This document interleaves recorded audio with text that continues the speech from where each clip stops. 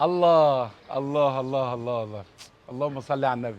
السلام عليكم ورحمة الله وبركاته. كتيبة المزاجنجية، كل سنة وانتم طيبين، عيد أضحى مبارك. أنا في قلب الحدث، أنا في مزرعة حضرموت عنتر في جمعية أحمد عرابي.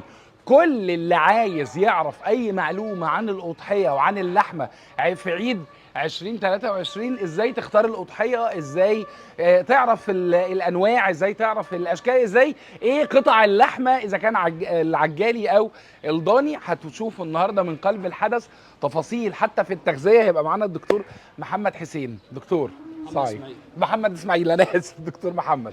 ازي حضرتك؟ دكتور محمد اسماعيل، استشاري الطب البيطري في مزرعه حضرموت عنتر.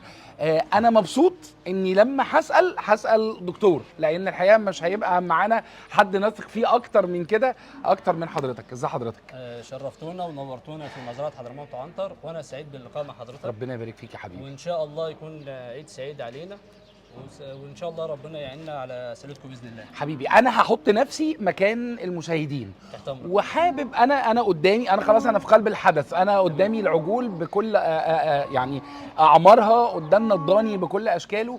عايز هنتمشى تمام. وهبدا اسال حضرتك كده شويه اسئله. احنا كده يلا تعالوا احنا كده. الاول ده كده بقر، احنا طبعا احنا ده كده بقر. تمام. اعمارهم قد ايه؟ رينج من سنه ونص لسنتين. ده طبعا. اوزانهم تقريبا قد ايه؟ من 350 ل 450 اللي قدامنا ده. ماشي.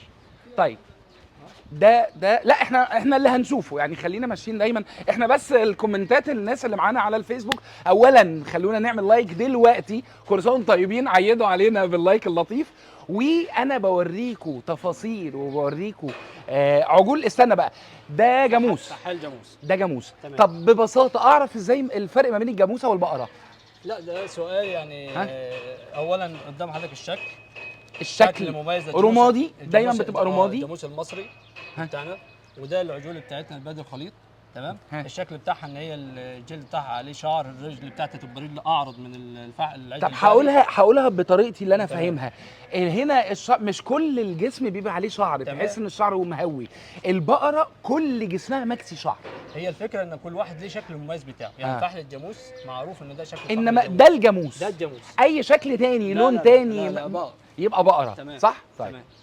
دي اعمارهم برضو قد ايه تقريبا؟ اعمارهم متراحمه من عندنا انا من سنه ونص لقبل السنتين. من سنه ونص لسنتين. وبتاع 300 400 كيلو مثلا. في منهم كده تعدي برضه. ايه بقى الاحجام؟ اللهم صل على النبي، ما شاء الله لا قوه الا بالله. نقول اللهم صل على النبي، نقول ما شاء الله لا قوه الا بالله في الكومنتات دلوقتي من فضلكم. اللي صلى على النبي يكسب. والله انت حمسي. اللي صلى على النبي يكسب. الله اكبر. اللي صلى على النبي يكسب. انت اسمك ايه عشان بحبك؟ البريمو. محمد علي. محمد. والله البريمو عند حضرموت عنتر. البريمو عند طيب. حضرموت عنتر. طيب رقم واحد. طبعا قول لي احنا ما شاء الله لا قوه الا بالله، الاحجام دي ايه بقى؟ دي ما شاء الله، اللهم صل على النبي. عندنا طن، عندنا 800 كيلو، 700 كيلو، 900 كيلو، منهم عجول كسره ما شاء الله. سنتين، اللي هي سنتين فيما فوق، في سنتين. دول طبعا الميزه هنا في حضرموت عنتر بتقدم لك اوزان مختلفه، من الوزن اللي هو 350 معاك للطن. ما شاء الله لا قوه الا بالله. ده 800 و900. في 900، في 800، في طيب. 750. تقريبا الكندوز بيصفي تقريبا 50%. لا ده 800 كيلو. يلا نتحرك. احنا عندنا العجول طبعا بقى كرجاله. التصافي اللي هي شط لحم بعظمه بتوصل 60 61%. التشافي ممكن تبقى معاك 50%. طبعا داخل معانا التصفيه دي الكبده والكلاوي صح كده. شط اللي هي طيب. عظمه. احنا لسه هنعوز، بس ما اعرفش حضرتك ورينا حاجه. هنعوز نبقى قريبين من بقره، وعايز تفاصيل، شويه تفاصيل.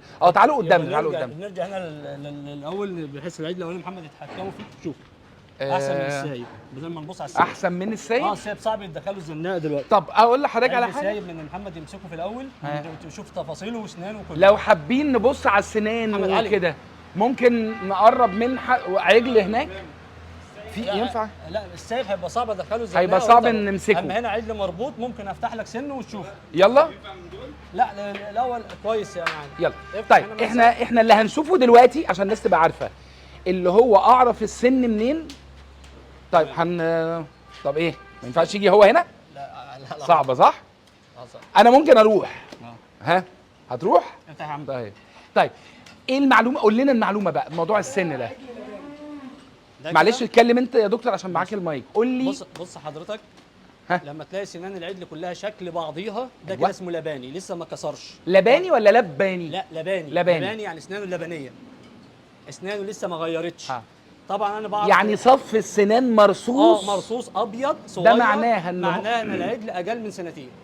ماشي. واي حيوان سنانه اللي تحت لسه صغيره وحجمه واحد اسمه لباني، معناه لسه ما غيرش. ما غيرش. انا عندي العجل البقري او الجمسي بغير الجزء الاولاني على سنتين، ساعه ما الاقي الجزء الاولاني كسر يبقى كده عمره سنتين. انا بقى لو رايح اشتري تمام، لو لقيت الصف السنان مظبوط كده يبقى هو ده لباني، يبقى هو تحت السنتين، يبقى ده كده حلو. حلو كلام. طب اللي اكبر من السنتين ده معناه من ايه؟ السنتين برضه معناه انك كويس معاك لحديت بدل لسه ما جفلش الست سنين بتاعته، معناه عد كويس. يعني لغايه يعني ما هو بدأنا نغير جوز واثنين وثلاثه واربع اجواز. يعني نغير جوز كويس، نغير جوزين كويس، نغير ثلاثه كويس، لكن لغايه سن كام؟ معاك لحديت سن 3 سنين 4 سنين عجل لحمته طيبه، 6 سنين يبقى جافه، هياخد معاك وقت كتير في السوا. في السوا صح. تمام. هو ده الفرق ما بين اللحمه الخشنه، اللحمه اللي بتاخد سوا كتير واللحمه اللي بتستوي بسرعه. تمام. السن العمر.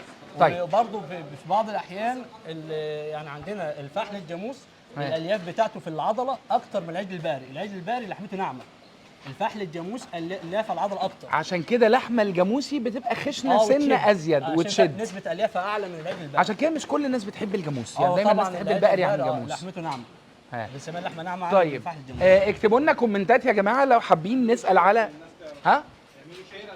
واعملوا شير، لان الحلقه دي لطيفه قوي، يعني فيها شويه معلومات انا بالنسبه لي كنت متشوق ان انا اعرفها. يعني مثال بسيط، اعرف عجل زي ده مثلا، عجل مالوش كرش، عجل سوى واحد، عجل عريض، عجل ده يصفي معاه نسبه تصافي كويسه. انا كراجل مضحي اختار العجل اللي مالوش كرش، عجل ملهوش كرش، بطن واسع. عجل زي مثلا هنا في الساحل اللي مع ابراهيم ده، يعني وانا بنقي العجل انقي اللي من غير كرش.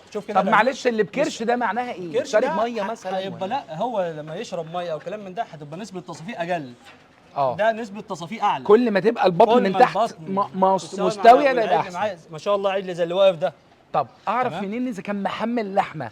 الرقبه داخلها ايه في الموضوع؟ الرقبه، العضلات، الكتاف، عضلات الوراك من ورا. لا الرقبه الوراك من ورا، الوراك من ورا. ماشي. طب وريني يعني مثلا مثال برضو، شاور لنا كده مثلا عجل زي ده. عجل زي ده الرقبه، شوف حضرتك لو هي رقبه ايه تبقى حلوه؟ رقبه تخينه تمام ومحمله. الورك اللي ورا، الورك تخين ومحمل. ظهره عريض ومحمل.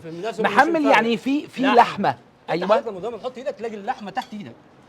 يعني لو مسكت انا للاسف مش عارف اخش الحته دي. بص يا فندم، بص لو قفل بص لا ده هو ده مش معناه ان هو قفل، هو مقفل عضلات، لا لكن مش مقفل سن. لا انا لا ده انا بتكلم على لا يعني كل ما اخبط الاقيه مربي لحمه ملحم ده في الرقبه، كتله عضليه في الرقبه وفي الظهر وفي الوراك. تمام ماشي. يبقى ما شاء الله ربنا يرضيه في الاضحيه بتاعته. كويس. الاضحيه بالنسبه للبقري من اول سن كام؟ الشرع سنتين. الشرع من اول سنتين، من اول سنتين في البقره. في حديث عليه السلام الأضحية في البقر سنتين، في الجمال 5 سنين، البقر يسرع عليه الجاموس سنتين، الماعز سنة، الضاني 6 أشهر. كويس. الضاني من أول 6 أشهر ينفع تضحي عليه. كويس. ده الشرع. ده الشرع. الحاجة الثانية برضو من حديث السلام إن أنت إحنا كده؟ إن يكون إن هي ما تكونش عرجاء باين عرجوها، يعني مش تعبانة. والنبي بقى المعلومات دي مهمة والنبي يا جماعة. ما تكونش إنها تبقى صحيحة. ما ده حديث السلام. ما تكونش عرجاء. وإحنا بنتمشى كده. يلا. ما تكونش عوراء لها عور باين. ما تكونش عجفاء يعني ضعيفة وهزيلة. عشان كده من الأفضل إن الأضحية تكون سمينة اللحم، تكون سليمة صحية. طب أنا عشان آخد عجل سليم صحي لازم أضمن المكان يكون تحت إشراف بيطري.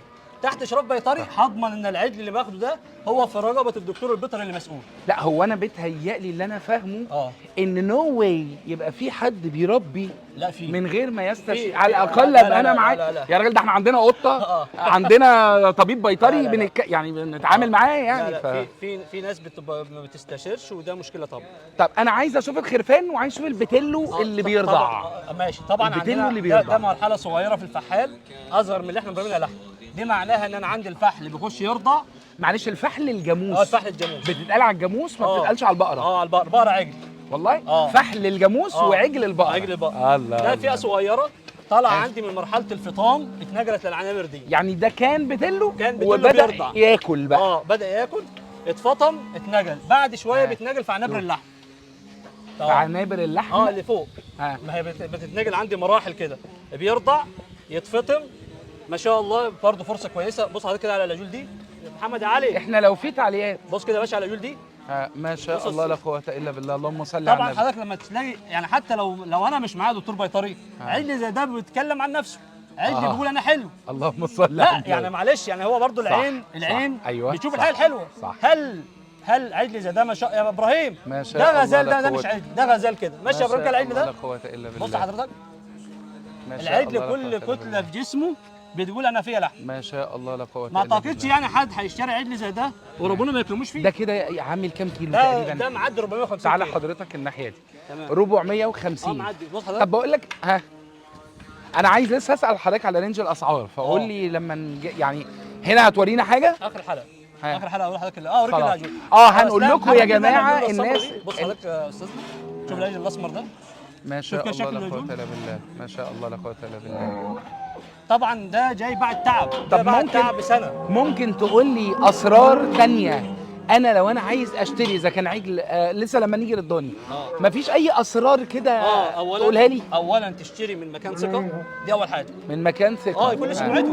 ماشي. الحاجه الثانيه ما تشتريش على عماك، يعني ما تشتريش على عماك، حد يشتري لك ويقول لك انا اشتريت لك عجل وزن كذا. ايوه تمام. من الافضل حضور ميزانك. من الافضل ان انت عشان تعرف المكان ثقه ولا لا بتشوف نسبه التصافي اللي طالع معاك من ضحيتك قد ايه. ماشي. لقيت نسبه التصافي اقل من اللازم يبقى انت الميزان فيه مشكله. اما العجل متحضر شارب ميه كتير. بيشربوه ميه ازاي؟ لا بيشربوه ازاي؟ بيدوه ملح لا، وبعد كده لا، يدوه لا، ميه. طب ما نتحرك يا شباب. يلا يلا. في مثلا عالم ظلمه ان هي تعطش العجل. تعطشه ولا تديله ملح؟ تعطشه. تعطشه يقعد قد ايه ما يشربش مثلا؟ يوم ما يشربش او وجبتين من في الشهر. تمام. وبعد كده ادوا له ميه كتير. ملح يقوم يبدا العجل يزيد معاك اكتر من التلت، وده حرام طبعا. ده يبقى بيتهيألي قبل البيع على طول صح؟ عشان كده من الافضل تشتري من مكان زي كده. طب لو انا اشتريته الصح ان انا اسيبه ينزل اللي في بطنه؟ لو انا بقى هيقعد عندي اسبوع في البيت مثلا. لا او حضرتك مثلا من الافضل ليك تشتري لو انا من هنا او المدن يوم الوقفه. ليه؟ ان انت المفروض الطبيعي ان انت تصوم العجل قبل الذبح. اصومه؟ ده الطبيعي. طب ما دي معلومه بالنسبه لي ان جديده. انت لما تصوم العجل معاك 12 ساعه بتاخد لحمه جودتها تقعد معاك في الثلاجات والفريزر سنه. من والله ما شاء الله. طيب يعني انا لو جايب عجل للاضحيه اصومه على الاقل 12 ساعه قبل الذبح. ماشي تمام. بعد ما تصومه بيبقى ما شاء الله. شايف حضرتك باشا بقول لك ايه، ممكن تقول لنا بسرعه كده وهو قدامنا كده قول لنا شويه حاجات تانية اكسسوارات كده في البتاع ده غير اللحمه. بص حضرتك يعني وريني من اول اللسان، الجوهره، الجبهه، العكاوي. يعني هو ما شاء الله الحاجه كلها كويسه. تمام. يعني انا صراحه مش من جمال العجل مش عارف اكلمك على حته فيه بالظبط. العجل ده من صغره لما بيخش عندنا الحاج عنتر بيكلف عليه بحيث يوصل المرحله دي. هو انا شايف هنا ان انتوا بتعملوا الاكل يعني العلف بتاعه. المطبخ بتاعنا اهو. ايوه ودي ميزه طبعا بالمناسبه لما بيبقى حد بياكل. ده مطبخ المواشي بتاعنا. طبعا بنحافظ على التغذيه طول دي السنه. ميزه لان الطعم اللحمه يفرق جدا فيها هي واكله ايه يا فندم. فلما يبقى حد بيوكل بيصنع او بيجهز. احنا هنا بنعمل ايه يعني المطبخ ده بيتعمل فيه ايه؟ بص حضرتك احنا مع غلو الاعلاف السنه دي ما غيرناش العلف. يعني الاعلاف كانت اسعارها غاليه ما شاء الله لا قوه الا بالله. بالله. ما غيرناش العلف خالص وحافظنا على العلفه بتاعتنا. هنا العلفه فيها ذره ورده وصويا اللي هي المكونات الاساسيه اللي تقدر تديك طعم لحم كويس. وممكن بعد ما تبص على المدشه اوريك اللي بيطلع منها. انتوا بتجيبوا هنا المكونات دي وتضربوها مع بعض. نعملها خلطات هنا ونعمل خلطات وتتحط بيتحط عليها فيتامينات واملاح. الفيتامينات والاملاح دي لما بتتركز برضه في كبد الحيوان بيستفيد منها اللي بياكلها سواء كان طفل او راجل كبير او شباب. معلومه كده منطقيه جدا ان لما مطعم يبقى عنده مزرعه والمزرعه دي هو اللي بياكل كمان المواشي بتاعته، هو اللي بياكلها بنفسه. العجول دي ما شاء الله لا قوه الا بالله. ده بيبقى بيخليه احنا الضاني الناحيه دي. لا احنا هنا اللي هنوريك حاجه. انا عايز اشوف البتيلو اللي بيرضع هنا. تعالى هنا. البتيلو فين؟ البتيلو ما هو لا خلينا نختصر دي معلش. يلا بس يلا اهو مش ده البتيلو؟ تعالى يا فندم. بس خلاص ده مهم جدا البتيلو ده. طبعا احنا كل اللي احنا شايفينه ده كندوز، صح؟ ده كله اللي هي الفئه السنيه اللي حابب نسميها، اللي هي من فوق سنه ونص او سنه. من اول ما بيبطل رضاعه. ده برضو دي فئه عمريه عندي، اللي هي بين الفطام وبين اللحم. ده بيتربى برضو بين الفطام وبين اللحم. ده بيخش في طب الأوزان ما دي. بسرعه بسرعه، اللي هي كام الميتينات بيفضل يرضع قد ايه؟ بيرضع عندي انا 60 يوم غير ما يكون جاي شهرين. شهرين رضاعه. شهرين رضاعه، هو بيكون جاي لوزن 70 كيلو او 60 كيلو. لو جاي عمره صغير بيرضع 3 شهور 4 شهور، ماشي على حسب العمر اللي جاي لي في الرضاعه. ماشي. وطبعا كل ما يكون العمر اللي جاي لي في الرضاعه اكبر احسن لي طبعا. ده برضو فيها كل ما يكون رضع فتره اكبر عندي احسن. عندك انت. ماشي. الحاجه الثانيه بترضعه بايه؟ بالبقر. عند البقر طبيعي بيقف وارضع منه العجول. بقر الكبير النتايه يعني الامهات بتجيب لها ده السن ده فوق بتهيألي ده بعد فوق الفطام. فوق الفطام. ايوه، يعني اللي اصغر من كده لسه اللي هو هنا بقى المرحله المهمه عندي. يبقى انا كده عندي العجل بخش بيرضع. البتلو اهو، تعالى يا احمد. يتفطم عندي البتلو يتربى لحم، تاخد حته لحم تاسسها من صغرها. طب استنى بقى، عشان اعملوا شير ولايك يا جماعه. ممكن لو سمحتوا، الحلقه دي مهمه قوي لاي حد عايز يعرف معلومات عن اللحمه. ده البتلو، ده البتلو. ايه بقى البتلو ده؟ اللي هو العجل اللي لسه بيرضع، اللي هو شهرين، صح؟ ده شهرين.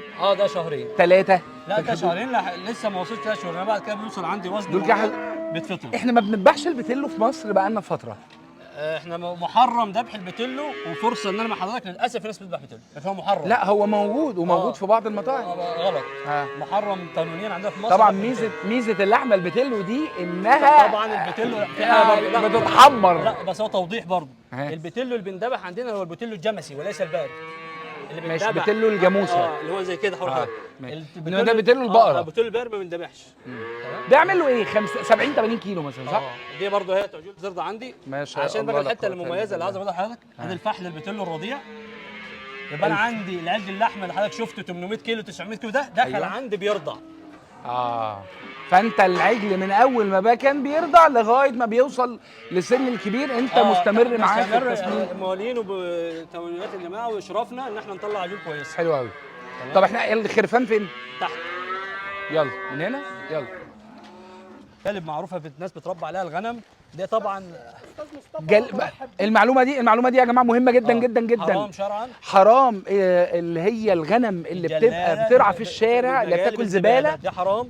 انت لو عايز تاكل منها المفروض تعلفها انت شهرين على الاقل. ايوه، هتجيبها وتفضي معدتها شهرين عشان بنسميها تغير مرعى، علشان اللحمه بتاعتها يروح منها الزفاره طب حضرتك تسالني، طب هي فعلا ممكن تنجل لك ديدان شريطيه، تنجل لك ديدان من انواع الكلاب. لا زباله بقى، زباله. اللهم صل على النبي. ما شاء الله. مرحبا بحضرتك. لا قوه الا بالله. غنم برقي. ما شاء الله. الله. دي جايه من مرسى مطروح. الله. بس احنا هنا حضرتك ايه؟ الله يعني الله الله. طب اللايك يا جماعه، ونقول ما شاء الله لا قوه الا بالله. من فضل حضراتكم دلوقتي على التعليقات هنعمل لايك وهنقول ما شاء الله لا قوه الا بالله، ونصلي على الرسول صلى الله عليه وسلم. طبعا ما شاء الله لا قوه الا بالله. عليه الصلاه والسلام. اللهم صل على النبي. على السلامه. وان شاء الله يبقى عيد سعيد السنه دي والناس كلها يلا. تضحي كده. طيب شفت بقى شويه المعلومات السريعه اللي قلتها لي هناك؟ قول لي بقى على الخروف. بص يا باشا، انت معاك الخروف من سن 6 شهور، لو في لحم طيب ينفع تضحيه. من سن كام؟ 6 شهور. من سن 6 شهور. هو لازم يبقى بقرنين كده؟ هو طبعا شرعا الافضل قرنين. ليه؟ هو الاقرن، زي وصف الكبش اللي نزل كده سيدنا اسماعيل عليه السلام. ماشي. كان اقرن، كان املاح اللي هي العين السوداء، الرجل من تحت سوداء وابيض. وطبعا ديت احنا مش بقول لك تعتمد على اللون، لا احنا بنتكلم ان هو لما يكون اقرن افضل، لكن انت ممكن تضحي بنتايه عادي. ماشي. ثانيه واحده بقى، كل ده ذكوره؟ فين النتي؟ لا مفيش نتي، دي كله ذكوره. ايوه. طب دول لما يعني ما فيش اي خلاص؟ خلاص كده خلاص ده كده. طيب محمد افتح اي سن خروف يا محمد. لحمه الخروف. مش الصوت ولا ايه؟ لحمه الذكر في الخروف احلى من النتايه؟ هو طبعا وليه؟ وليه؟ لما تسالني انا المفروض لحمه النتايه هي الافضل. ما شاء الله. تمام. بص يا فندم، الكلمه اللي بتاعها ده كده اسنانه كلها واحد اهي، يبقى دي كده لباني يعني ما كسرش سنه، يبقى دي كده اقل من سنه. ماشي. ده كده سنه فيما تحت. فيما تحت ده كده 6 شهور، دي بقى نقول من 6 شهور لسنه. ماشي. لان هو لسه ما كسرش. ماشي. طبعا الخروف قلنا من 6 شهور، الخروف بيغير على سنه. يعني الجوز ده اهو يكسر على عمر سنه. اسمها كسر جوز. كسر جوز. تعالى بس يا أيوة. احمد لحظه. بص حضرتك بقى اهو، ادي جوز. لحظه يا فندم. كسر جوز منهم يعني. ادي أيوة. جوز جنبهم ادي 2 3. تمام. ايوه الرابع كده لما بغير الاربعه دول كده اسمه جفل، يبقى كده حيوان كبر.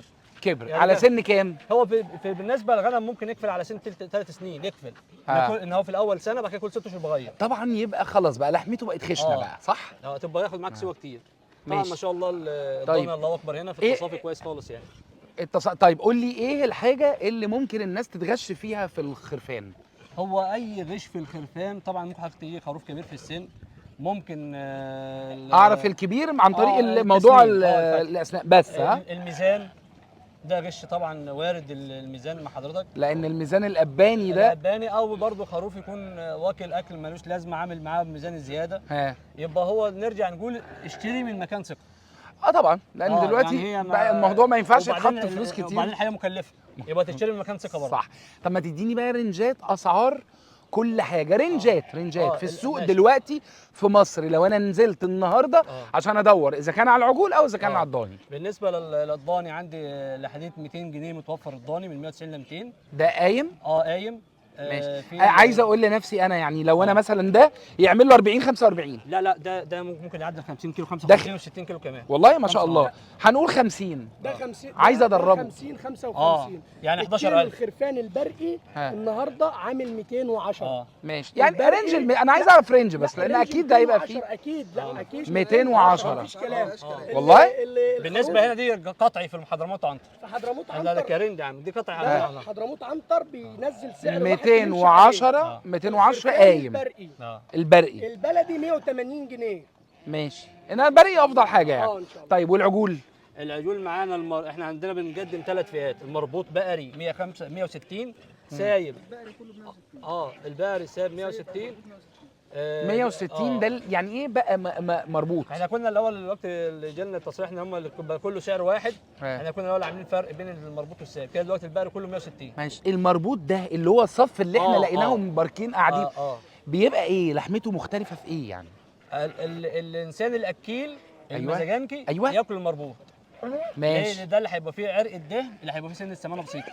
السايب عمل مجهود فحرق الدهون. صح. ايوه صح. المزاجنكي ياكل الايه؟ الكتيبه تاكل الايه؟ ايوه بقى. طب ايوه بقى بقول ايوه بقى. انا سعيد جدا، اقسم بالله انا سعيد في حياتي. لسه الحاجه بقى ايه اللي هي القنبله. قول. القنبله بتاعت ايه؟ طب انا خايف يحصل حاجه. طب القنبله بتاعت هنعمل ايه؟ حضرموت عنتر. قول. الجديان الاوزي دي بس خلاص ونقفل بيها. تعالى يا احمد تعالى. اتفضل حضرتك. طيب انا عايز اقول حاجه بالنسبه تنسى سؤال لو ما كانش سؤال ده ونجاوب على حضرتك قبل ما تمشي يعني. نعم احنا طبعا هنجاوب على حضرتك يعني النهارده. عليه الصلاه والسلام. عليه الصلاه والسلام. ما شاء الله لا قوه الا بالله. الخرفان البرقي لما بتبقى سايبه كده، ما هي احنا شوف الحاج عنتر عامل لها خيم كمظله ليها عشان يوفر لها شب ان هي بحيث بحيث انه يوفر لها المكان والجو. كده يا استاذ مصطفى احنا دخلنا بقى اللهم صل على النبي. دي الجديان. على الجديان اللي هي بتاعه المندي. يلا طب دخلونا ينفع؟ يلا. دكتور معاك يا فندم. لما اجي ابقى انا عايز اكل ضاني ولحمه حلوه، احسن لي اكل جدي، اشتري جدي، ولا احسن لي اكل خروف؟ والله ديت بترجع اولا لحاجتين، كطعم الجدي لحمه اخف من الضاني، سمانه الجدي اخف من الضاني، لذه هو مش الضاني بتتقال على الخروف والجدي؟ لا الخروف ضاني والجدي ماعز. الماعز. هو الجدي ده ذكر الماعز. ذكر الماعز. ماشي. طبعا ديت هي اللحم المندي زي ما اخونا محمد علي قال لك قنبله الايه؟ هو المندي بيبقى جديان، يعني انتوا حضرموت عنتر جديان. ماشي. حضرموت عنتر المندي جديان. لحمه الجدي انعم واخف لكن كطعم واشهد اللي فيها السمانه الضاني. تمام. لكن هو الجدي ما يذكرش ان فيه اي سمانه خالص. امسك لنا كده احمد الجدي برضه الجدي في المندي هو ايه اساس علشان لحمته انعم كلحمه. الله. طب استنى، دول كلهم جديان ولا فيهم معيز؟ لا جديان كلهم جديان صح؟ ما شاء الله لا قوه الا بالله. اللهم صل على النبي. ما شاء الله لا قوه الا بالله. بتاعت حضرموت عنتر. بص يا فندم، لا. يعني حتة شوف، لا لا، بص اللحمة حط لي بتاعت كمان حضرموت إيه. شوف تمام. الظهر محمل. ماشي. يعني بص بالصلاه على النبي. اللهم صل على النبي. اهو ده سن، ده لسه رضيع. لباني. لباني. زي ما تعرف ماشي. السنه كلها لون واحد، صف واحد يبقى ده لباني. لسه رضيع. بص آه. حته محمل اللحمه أهو. تحط ايدك كده، انا عايزك تحط ايدك آه. معايا. ما شاء الله تشوف لا قوة حته إلا بالله. اللحمه، شوف ما شاء الله. حته اللحمه اللي انت بتاكلها. لما دوق بقى. اللي يصلي على النبي يكسب. عليه اللي الصلاة يصلي على والسلام. النبي يكسب. اللهم صل على انت النبي. حضرتك كده اتفرجت في اللهم صل على المزرعه النبي. وشفت حاجه المزرعه وتشوف دي الحاجه اللي احنا بنذبحها، احنا ما بنخالفش ضميرنا. ما شاء الله لا دي قوة إلا حاجه ما بالله. شاء الله، الله اكبر عليها. واللي يصلي على النبي يكسب. عليه الصلاة اللي والسلام. يصلي على النبي يكسب. عليه الصلاة والسلام. دكتور الحقيقة شرف ليا لا أنا وجود حضرتك سعيد معايا بحضرتك، النهارده واحنا من متابعينك برضو. الله يسعدك يا حبيبي. وانا اتفاجئت من النهارده في لقاء، والله ما كنت اعرف. اتفاجئت ربنا ان هم يبارك كانوا في فيك يا لقاء حبيبي معاك. وكل سنة وان وانتم شاء الله طيبين. عيد سعيد لكم باذن الله وعلى الشعب المصري والامه الاسلاميه كلها. امين يا رب. امين وباذن يا رب. الله يبقى عيد سعيد. امين يا رب. واتمنى الخير لكل الناس، والناس كلها ان شاء الله تبقى مبسوطه معانا السنه دي يعني. آمين، وشرفونا آمين. كلكم في حضرموت عنتر. ربنا يكرمك يا حبيبي، تسلم. متشكرين لحضراتكم، شكرا ليكم. بقالنا كتير ما طلعناش لايف، الروح بتاعت اللايف الحلوه دي. كل سنه وانتم طيبين، ربنا يا رب يعني يسعدكم جميعا، ويا رب فرح كل الناس ويسعد كل الناس ويفتح على كل الناس. ان شاء الله اقابلكم في لايف تاني ان شاء الله، غالبا في العيد هنطلع معاكم لايف تاني. معانا لسه عزومات طعم السعاده، ومعانا حلقات مزاجنجي نون ستوب. شكرا ليكم والسلام عليكم ورحمه الله وبركاته. كان معاكم صاحب وماذا جنجي. السلام عليكم.